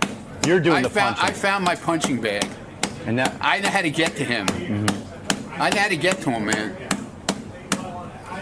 Could you close that door, please? Why did this story in particular get to you? I mean, there have been far worse things reported about you than having a pace car. I just want to be left alone. Leave me alone when it comes to that. But don't you think... want people following you around the fucking street? Well, of course not. But don't you think... I mean, I don't mind. I like people. I like doing the comedy shows. I like going out there and seeing everybody. But I don't need them following me around in my car. Do you get my point on that? Do you not like John... Do you get my point on that? I thought that was a rhetorical question. Do you get my point? Yes. That's all I'm asking. Yes. Do you get my point? Yes. When I... Never mind. You're like the rest of them. But why did this story in particular really set you up? There have been far worse things. I just told you. What don't you understand about that? I guess I didn't get your point. What don't you understand about that? Yeah, I guess I didn't get it. I guess not. Have a lovely day, please. All right, Robin, let's hear from John Hine. John Hine, what's on the wrap-up show right now? Scott DePace denies that he must be notified when he's being shot on camera. Yeah. Oh, everyone's got rules all of a sudden, but we're going to clear all that up. Edict in these parts. Deny that. Just keep the... I am the boss around here. Keep a camera on him. That's it. No more rules with it. Everyone has special rules. Tim all of a sudden goes, don't tweet this, don't put this on. This one, Doug Goodstein has the rules. Everyone's got rules around here. This is how we make a living. If you don't like it, you should work somewhere else. So can we put a camera on you when you don't realize it's there? There's a camera on me all the time. No, but when you don't... When I'm doing the show. During the show hours, there's a camera on me all the time. That's it. Wait, what do you... I never once said it can't be. I just want to know when it is. It's on you now. It's on you all the time. Now you know. So how can you not know? It's on you all the time. So, all right, and... Now you know. That goes for everyone, right? I could just walk up behind him with a camera. Anyone here? Sure. At any time I want. That's what we do all day. What do you think we're doing? What do you think's in the halls with Howard TV? You work for Howard TV. There's a light on and you know that it's there. This is totally hidden. What? Hidden? Get out of here. Scott, when there's a camera, show do you work the studio is not lit, so whenever there's a camera on, it should be a light on. No, that's where you're wrong, Gary, because I can't... You don't see it as a camera? I can't see the monitor. All right, listen to me, Scott. I'm going to explain it again. It's so simple. There's a camera on you all the time. Now you know. I installed my own camera for that. I don't want a camera sneaking up behind me. Hold on. We work on the Howard Stern show. We have cameras on. You work for Howard TV. He's a director, not a... The direct. You ever watch the Academy Awards? They got a fucking camera on them. I'm the producer, and Lieberman's... I'm the producer. Lieberman's the news guy. Lisa's a news person. Fred does everything, and we all participate in the show. And Scott, if you do that, that means everyone else does that, and then we don't have a show. And Howard TV doesn't have a channel, and you got to go find a new job. Why are you different? Put the camera on Gary full time, then. I want the camera on full time. But we're not saying put it on you full time. We're saying when something interesting is happening, like in the hallway when two people fight, there's no light. You know what? He clearly doesn't understand how he's paid. No, both of you guys don't understand. I fully understand. I've never once said no. Scott, the camera is on you during the show. That's it. Here's what it really is about. At any time. I want to see. How do I know if Gary's doing something on all the time. Can Gary's be on all the time? Why is it about me? It's about you. We have a camera in the hallway. They run around with it all the time. Gary. Here's what this is about, Howard. I'm going to tell you right now. This is what it's about, which is the stupidest thing. Sometimes when it gets late in the show, Scott slouches in his chair. Right. You're like way down low, like almost like he looks like he's falling asleep. And he does not want to be shot like that. And he's told people, don't shoot me like that. No, shoot him slouching in his chair. I want to know when he's slouching in his chair. That is not what... And the camera is now on, and it will be turned off. And you have it wrong. The camera is now on. In fact, if you look behind you, there's a cameraman. Take a look behind you. There he is. There's a cameraman. His name is Jason. Oh, it's a big fat guy. Yeah. Give me your best. The camera's now on, and it's going to be turned off in 2015 when there's no Howard TV and there's no more Howard Stern show, and then everyone will go get a new job where there's no camera. Okay, I swear to God. Don't slouch in your chair. I'm going to sneak it up behind everyone with the camera. I'm going to find stuff. Good. I'm going to see Go ahead. doing stuff. Good. I can't wait to see it. Howard TV fans will love it. Yeah, you're going to get a lot of tape. Thank you. Gee whiz, he doesn't know the camera's on? Scott, real quick. What's Howard not understanding about your... Oh my God, fucking everything. Everything he gets wrong. It's unbelievable at this point. He doesn't understand that, you know, this is a 5-hour show. And to have a camera sneak up behind you, I'm not into. And you know what I'll do? To punish him, I'm going to clam up. And they're going to get nothing out of me. How about that? Well, explain what you're doing. I mean, right here, you're having to pay attention to monitors. You're not able to know what you're trying to say is you're not able to see. You're helping me out. You don't have the visual cue of a light coming up behind you because that light would impede you from doing your job. Right. Just like if my light or Rob's light impeded one of them from doing their job, they require us to turn it off. Yeah. Like if I did this to you, you couldn't shoot me. Could potentially ruin my lens. So, yeah, it's a sneaky thing. It's basically having a hidden camera on me all the time. So I don't understand why it's different with Gary. Why can't he have a camera on him all the time? And let me see if something is interesting or not. So, what do you believe? I don't get it.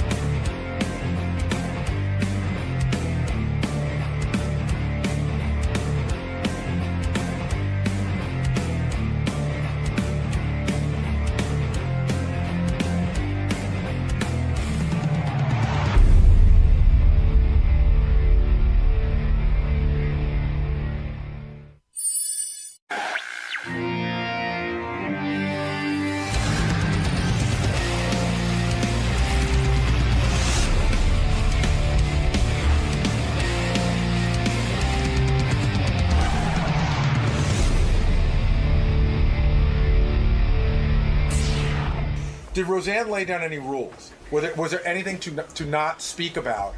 And why does she put herself in that position where, I mean, she pretty much knows going in it's going to be a boatload of fat jokes and stuff. Like, I would guess, somebody said yesterday, would Howard put any controls on it? And I said, yeah, you probably would. I didn't say this on the air, but in my mind, you wouldn't want anybody to talk about your ex-wife. You want anybody to talk about your kid. Right. So why is, like, there's a mindset, like Roseanne's saying, the gloves are off, man. Fucking hit me wherever you want. And I don't know why you would put yourself Yeah. through that. What is the... See, the other thing, too, is, here's the thing. You're in a better position. I think there's a part of Roseanne that does it because there's a need to be in the limelight, or to be, whether it's promoting a show that's coming up. You know what I mean? Like, you don't need to be there. I think everyone who does it needs to be there for a reason. I think there's a psychological mindset there that's a little weird that you should explore. Okay. Roseanne's supposed to call in just a minute or two. Yeah? Yeah, you know, they had this roast for Roseanne. I compiled a bunch of articles. These are some of the jokes. A guy named Anthony Jeselnik said, Roseanne, what does it say about you that when you accused your father of incest, there was an outpouring of sympathy for your father? That's pretty good.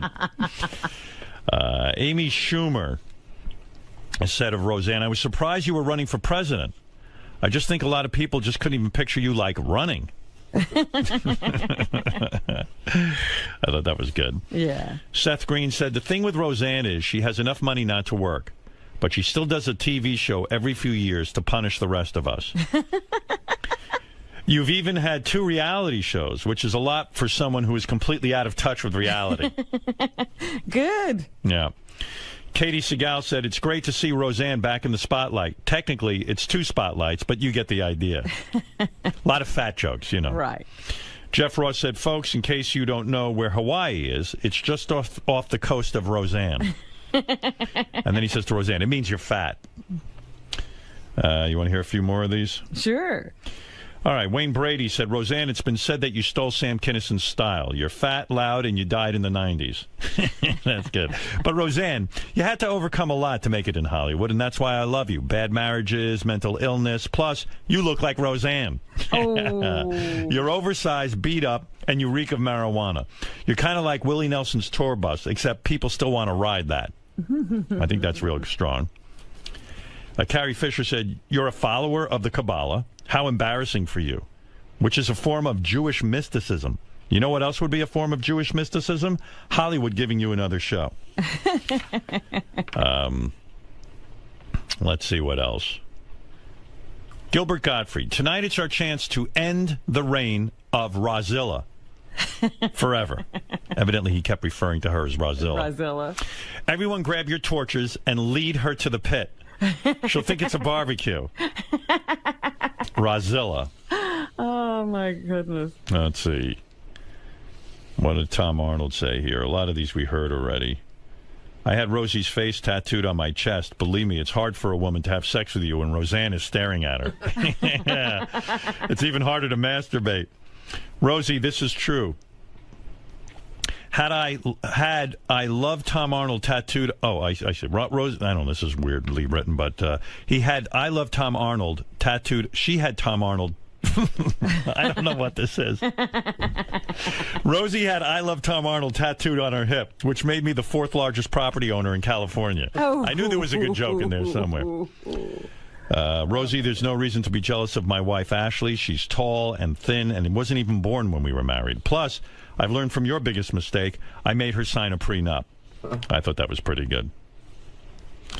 To Roseanne's boyfriend, I want to say to you, man, no matter what, you've got to stick with this woman. She may not be the perfect wife, but trust me, she's the worst ex-wife on the planet. Literally. You do not want to be the guy on the couch with your date and hear how small your penis is on Saturday Night Live. And then The View, and then CNN, and then Al Jazeera. She holds a grudge.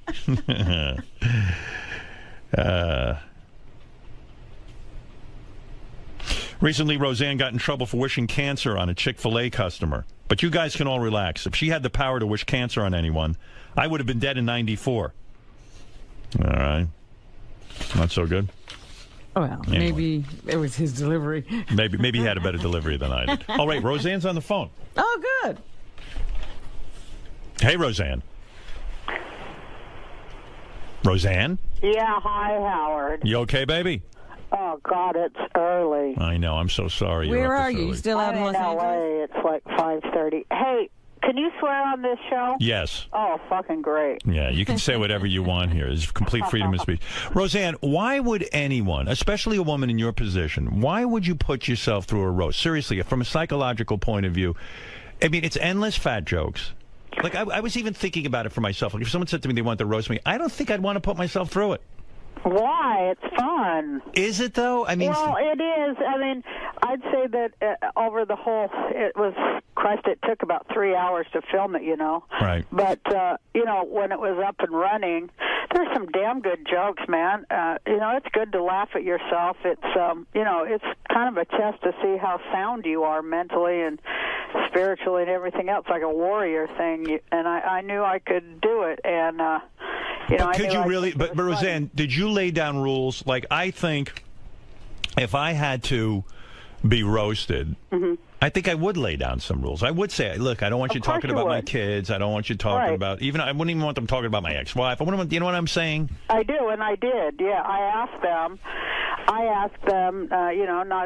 not to make jokes about certain things about me, and I asked them to make sure that they didn't, do the stuff the kind of jokes they like to tell about any woman. I told them to class it up, bring it up to first grade, guys. All right. When you say you laid down rules, what did you specifically say to lay off? Well, don't talk about women's body parts and their smell and all that friggin' ridiculous kind of snake-like joke that a lot of guys think is funny, and it's not, because there were a lot of women up there. So I just asked them to class it up, and they did. They did a great job. Because then it's too easy. You said, like like sometimes. No easy. Yeah, well, don't talk about no shit jokes. When I did Roseanne, that was my rule. You're not getting one shit joke in there. Or like your pussy smells, or this kind of thing, like where they just take a woman's private parts and just rip them apart, so to speak. Yeah, because there's other things you can make fun of a person for besides their asshole. Right, and when a guy said, when someone gets up there and says, "Oh, Roseanne was molested as a child," which is something that caused you a lot of pain. Roseanne was molested as a child, and I feel so bad for her father. That kind of thing. That didn't sting a little bit. Actually, I told him don't do, if you're going to do any jokes like that, don't have it be like like Sandusky would laugh. Right. Like where a guy would think, oh yeah, it's okay to molest someone. Yeah, but the one that, they did, I guess they're going to take it out. They've been real nice to me, and, of course I wouldn't have done it if they hadn't listened, but, right.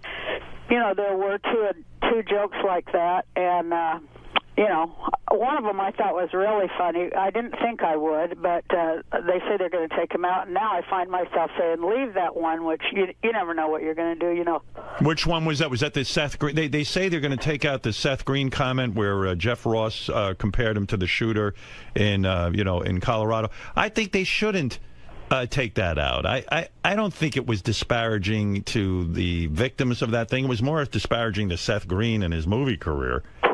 Well, I guess they've had a few calls, and they're. But yeah, the whole reason you have a comedy channel and a comedy roast and that level of comics is to push the envelope and to try to go over the line. I mean, that proves we have a country of free speech. If you're going to go over the line, where is the line?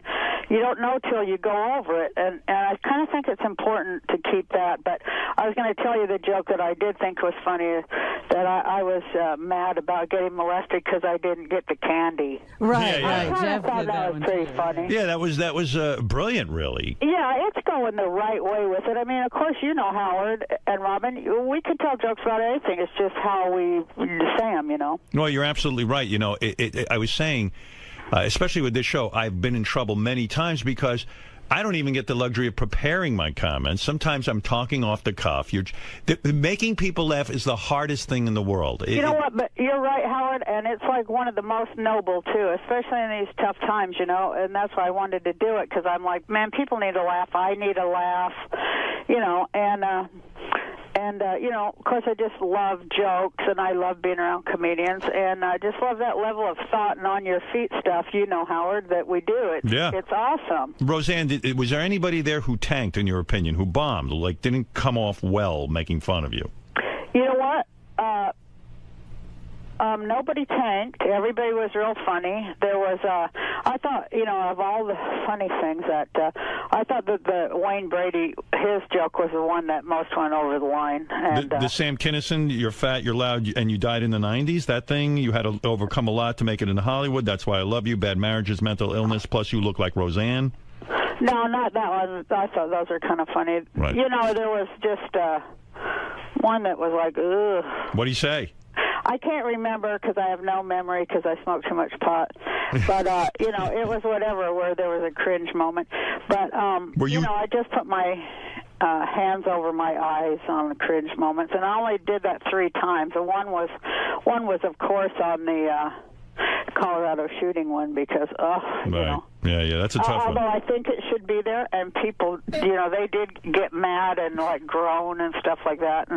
But you got to respect a brave comic that'll go out there. Look what happened to Gilbert. Right. We can't keep letting them take us down like that. We have freedom of speech here. Right. You're referring to Gilbert tweeted a tsunami joke after the Japanese tsunami. And he lost his job. He lost his gig and stuff. Yeah, it's a weird thing because people don't realize how hard it is to know that line. And I told this story yesterday to Jeff Ross. I said I was on Letterman right after the OJ thing went on, and before any comedian made a joke, I went on there and made an OJ reference, a joke, and Letterman really kind of blasted me for it. And then 3 days later, he was making OJ jokes. It was suddenly okay. And that always struck me as like, well, someone's got to test the waters, right? Yeah, and also I think psychically, the one that tells the first joke is the one that kind of bursts the toxic bubble that we're, once we laugh at it, right. We kind of heal it a little bit, I think, Yeah, it's a tough line. Did you recently apologize for some of your tweets? You know what? I apologize that I used the wrong word to convey a thought. It's really hard on there because you only get 140 characters, and right. I used the wrong word. I realized after. I couldn't understand why people were so angry, so I reread it about 50 times, and I was like, well, what? And then it hit me that I had used the word deserves, and it's not at all what I meant. You're talking about Chick-fil-A, right? Yeah, I said anyone who eats hormone-infused, antibiotic-filled, factory farm chicken, deserves the cancer they're going to get. And, that was after like 50 or 100 million tweets going, you're un-American. I just got too pissed, and I spit out deserves, where I shouldn't have used the word deserves. What I was trying to say is, hey, if you eat shit, you're going to get sick. Right, and to me, now I will probably end up following you on Twitter because that sounds like you're saying something interesting, but as soon as you say something interesting along those lines, you get crap, and then it kind of beats the crap out of you to the point that you don't Twitter, and then you don't say anything interesting, right? Yeah, I take a break once the idiot factor, reaches tipping point. I just walk away for a while. And with the Chick-fil-A thing, I can't believe how many people don't understand. This isn't a freedom of. No one's saying the guy from Chick-fil-A can't say what he wants to say. Well, he's trying to spin the shit, and say now that it's freedom of speech. It is certainly not about that. That's right. People in America, they can't friggin' name the shit. They can't be accurate and name the shit anymore. And then people make sure that they can't. Yeah, it's subterfuge. The guy from Chick-fil-A, what I'm saying is because I believe people have a right to get married and gay people have to have a freedom should feel as good about themselves as anybody else. They're saying, hey, listen, why should we support Chick-fil-A if they're going to be like this? Right. I mean, the dopey guy should just keep his mouth shut and serve the stupid chicken. I mean, any good businessman knows that. Don't give your political views. Yeah, especially when they're that extreme, and they include like deporting gays. I mean, it's not just about gay marriage. He says it is, but that guy, Mr. Cathy, he gave $5 million last year to these real extreme anti-gay things that say that that gays should be deported, among other things, and that pretty much hate speech, setting them up to get attacked on the street. Where does he suggest we deport them to? The moon? I mean, what? He doesn't have any gay where's people. The gay state? Here's what's the problem with a guy like that. He doesn't know any gay people. He doesn't have any gay relatives. He might even have a gay child. Well, his name's Mr. Cathy. That's what cracks me up. Yeah, Cathy. Well, maybe that's it. He's a little sensitive. Maybe he's trying to show how manly he is or something. I don't know. Now, are you still running for president? Yeah, I'm still doing it, Howard. And are you actually, like, in other words, when I go to vote, will I see the name Roseanne there? Well, that's what it's really all about. The reason I'm doing it, Howard, is because it's about ballot access. Now, the party that I was elected, we're on the ballot in 14 states.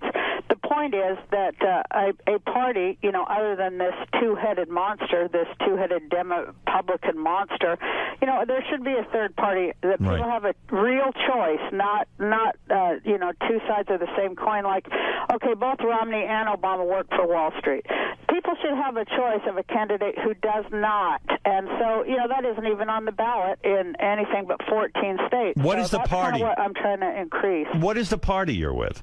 Peace and freedom. And in other words, your point is if I can get this peace and freedom third party on more, you get a certain amount of votes, and then automatically it gets added to the voting booth. Right. Well, my point is that people should have a socialist choice in at least a conversation. It should at least be included in the conversation, since it is the thing that saved this country after the last time Wall Street fucked us.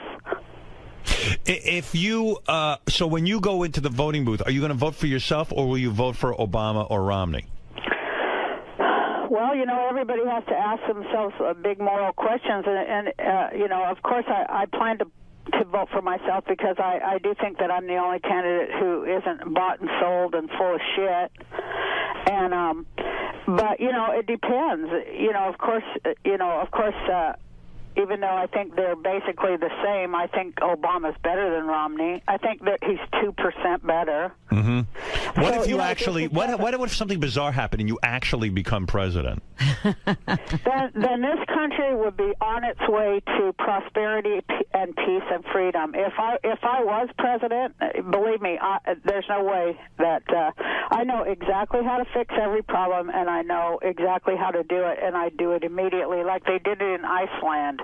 Read about Iceland, Howard. They kicked out the Fed, the Federal Reserve, and their economy is booming after 3 months because there's nobody there just stealing their damn money. Well, I read that part of your platform is if you really do become president, you're going to drone attack Tom Arnold's house. What did you ask Willie Nelson to be your vice president? I did, and he accepted. He did, because the report I got was that he turned you down. No. First he turned me down, and then he accepted. And I was so happy when he accepted my campaign and everything, and then like 1 hour later he withdrew.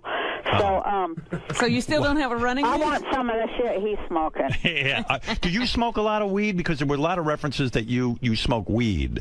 You know what, Howard? I have glaucoma, and I have medical marijuana. In California, it's legal. Do you really have glaucoma, or is that just sort of something you got your doctor to go along with? Well, it was cured, but she's still treating right. Oh, she's treating it. I'm almost all but blind in my left eye now, and I probably have to have surgery and all kinds of crazy stuff. My eyes are, nothing. I didn't know that. I'm sorry to hear that. Are you baked like 24 hours a day? Is it that much pot use? Oh no, I only I take about one drag in the morning, Howard. I don't do it in the afternoon or at night. Why the morning? That gets you sort of... I have to read a lot in the morning, So you're saying it really does alleviate the symptoms of glaucoma? Yeah, you have a lot of pressure in your eyes, and it does relieve it, and you can see better. But also, I just found out I also have cataracts. Christ, now I'm talking about how goddamn old I am. But can you believe cataracts? It's depressing, isn't it? Oh, it's just so fucking depressing. I guess I needed a laugh. And, loved being around people laughing. The audience was wonderful, and yeah. And talk to me about the killed. decision. Take me through this decision, because I had Tom Arnold on my show, I'd say about 2 weeks ago or 3 weeks ago. And by the way, Tom did a really good job being on the show. He was witty, he was funny, he got people laughing. He was talking about Arnold Schwarzenegger and his time on I'm glad people like him and think he's funny now.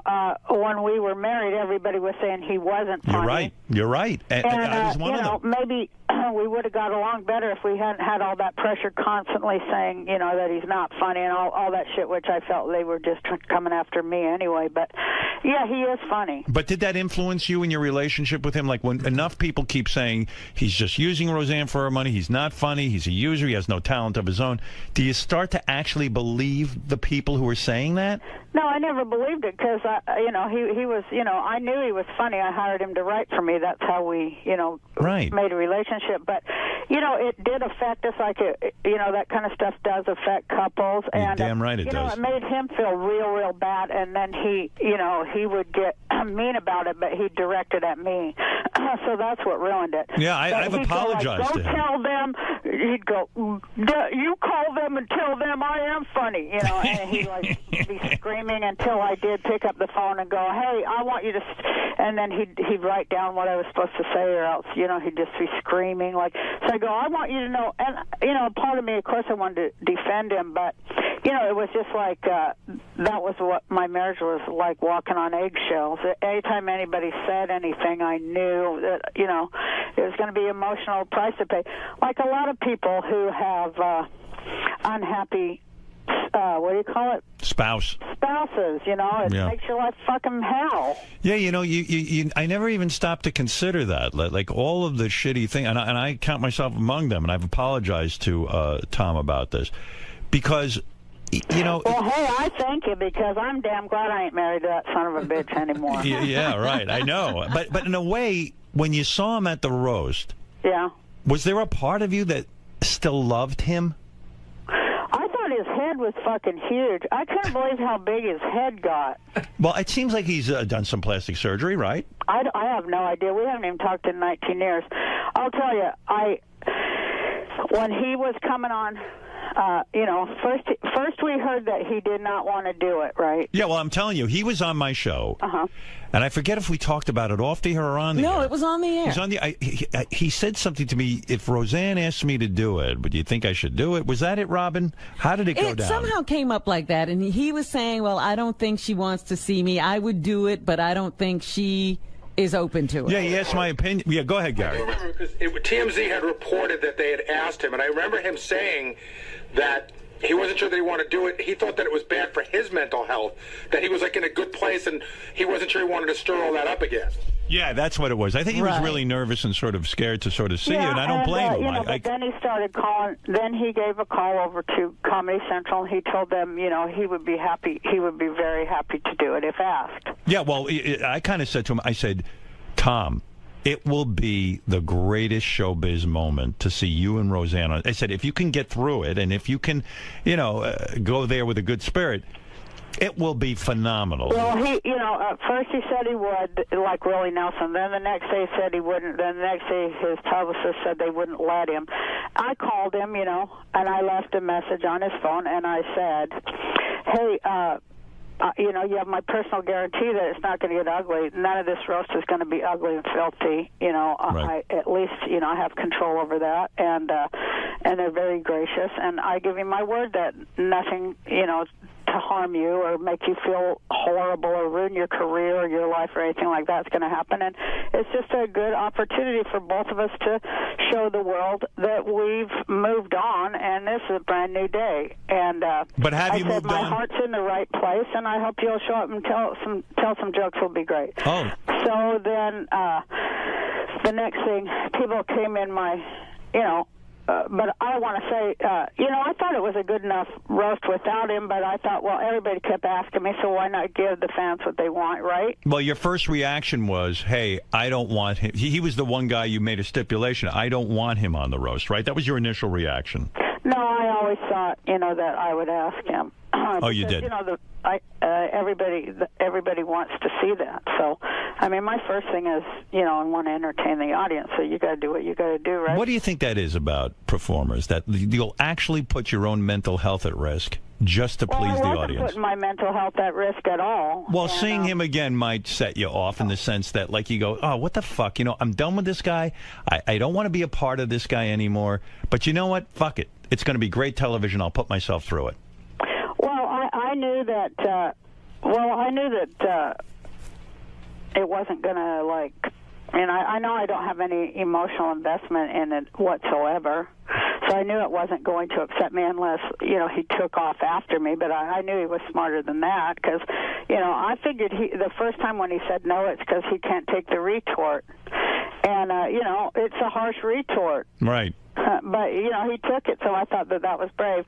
But afterwards, I thanked him and I said, well, onward and upward. Good luck to you in your life. And, it's a good thing. Also, all the shit going on in our country, all this hate, I sort of thought, hey, if I can have this moment and show it, maybe I'll influence other people. Get past old shit. Even politically, countries, maybe I say in my act, or when I followed him, I said, I realized that if I could bury my boiling, ceaseless hatred for Tom Arnold, there could maybe be peace in the Middle East. Yeah, no, I remember. I mean, it was such a vicious hatred in the sense that you even said, hey, he took millions of dollars of mine that I had in a box or something. I don't remember the exact story you told me.